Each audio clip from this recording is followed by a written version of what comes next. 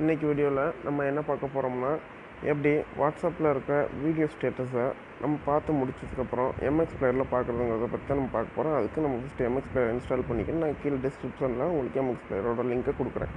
First MX பிளேயருக்குள்ளே போனதுக்கப்புறம் அந்த 3 டாட்டை click பண்ணி செட்டிங்ஸ்குள்ளே போனீங்கன்னா லிஸ்ட்டு அப்படிங்கிற ஒரு ஆப்ஷன் இருக்கும். அதில் போனீங்கன்னா கடைசியில் ஒரு சின்ன மிஸ்டேக் ஆகிடுச்சு. நான் ஏற்கனவே ரீஎன்ட்ரி பண்ணல, இப்போ பண்ணிடுறேன்.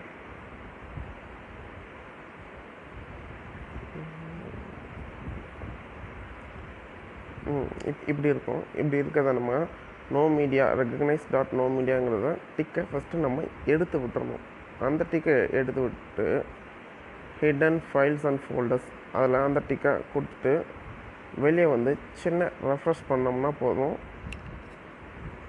இன்டர்னல் மெமரிக்குள்ளே போனீங்கன்னா வாட்ஸ்அப்புங்கிற ஃபோல்டருக்குள்ளே மீடியாங்கிற ஃபோல்டருக்குள்ளே போனீங்கன்னா ஸ்டேட்டஸ் அப்படின்னு இருக்கும். அதுக்குள்ளே நீங்கள் காலையிலேருந்து ஃபுல்லாக பார்த்த வாட்ஸ்அப்போட எல்லா வீடியோஸும் இங்கே டவுன்லோட் ஆகியிருக்கும். இதுலேருந்து நம்ம பார்த்துக்கலாம். இந்த வீடியோ உங்களுக்கு பிடிச்சிருந்தா லைக், கமெண்ட், ஷேர் மற்றும் சப்ஸ்கிரைப் பண்ணுங்கள். மறக்காமல் கீழே இருக்க பெல் பட்டனை அமுக்கிடுங்க.